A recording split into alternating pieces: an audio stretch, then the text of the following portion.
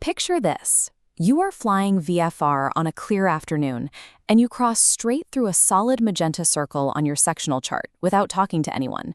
In a matter of seconds, you have committed an AFR violation. Understanding airspace rules is critical for keeping your license and clearing the FAA private pilot written exam. If this breakdown helps you map out the sky more clearly, take a second to subscribe and like the video. This is a cross-section diagram of the sky. The FAA divides this space into 6 distinct airspace classes: A, B, C, D, E, and G. To solve the exam questions, you have to treat this as a categorization problem based on 2 simple factors: altitude and traffic density. Grasping this system requires ignoring rote memorization. Instead, you need to follow the logical progression of control, starting with absolute restriction at the very top and stepping down to complete freedom at the surface. Look at the very top of our diagram. Class A airspace begins at 18,000 feet MSL and extends up to flight level 600. It is strictly for instrument flight rules. No VFR traffic is allowed, and every aircraft must set their altimeter to 29.92.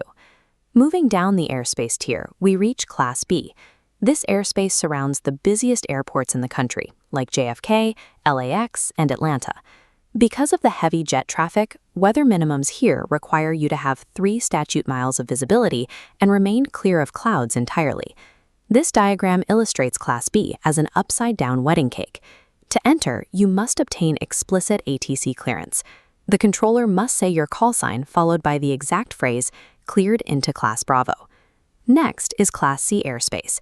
This tier requires the airport to have both an operational tower and active radar. The airspace typically stands from the surface up to 4,000 feet AGL in a 5 nautical mile inner circle, stepping out to a 10 nautical mile radius above 1,200 feet. To enter Class C, the requirement steps down. You establish 2-way radio communication, and if ATC replies by repeating your specific call sign, you have met the entry requirement. Let's test that logic. If you call approach control outside of a Bravo airspace, and they say your call sign and tell you to stand by, can you enter? Tell me your answer in the comments right now. This distinction is the single most tested concept in the FAA's airspace bank. Class B requires clearance. Class C only requires comms. If you remember nothing else from this section, remember that specific requirement shift. Moving further down, we have Class D airspace. This is a cylinder around an airport with an operational tower but no radar. It typically stretches out to a 4 nautical mile radius and up to 2,500 feet AGL. Like Class C, you need 2-way radio communication to enter. This graphic shows the standard VFR weather minimums for almost all controlled airspace below 10,000 feet. It is the 3-1-5-2 rule. For classes B, C, D, and most of E, you need 3 miles visibility, 1,000 feet above the clouds, 500 feet below, and 2,000 feet horizontal distance. Class E is controlled airspace that fills the gaps where the other classes don't exist. It usually starts at either 700 or 1,200 feet above the ground. The key feature of Class E is that for VFR pilots, no radio communication is required to enter. But watch the weather minimums. The moment you climb past 10,000 feet MSL inside Class E, aircraft are moving much faster.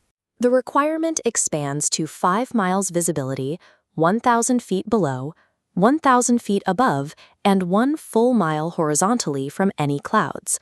Finally, we reach the floor. Class G is entirely uncontrolled airspace. There is no ATC, you don't need a radio, and you don't need a clearance. Here is an active recall test for you. Based on the rules we just covered, what is the exact daytime weather minimum for flying in Class G airspace below 1,200 feet AGL? The answer is 1 statute mile visibility and clear of clouds.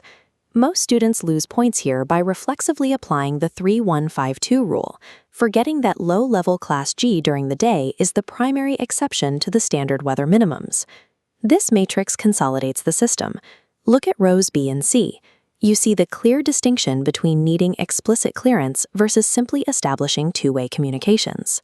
Notice the altitude change at 10,000 feet in Class E and how weather requirements diverge for Class G.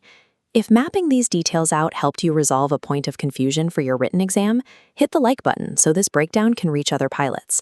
Before you head to your next lesson, I want to know your perspective. Which of these concepts is the bigger hurdle for you to memorize? The fact that Class E requires no radio, or the unique weather minimums in Class G? Let me know in the comments. Keep studying and fly safe.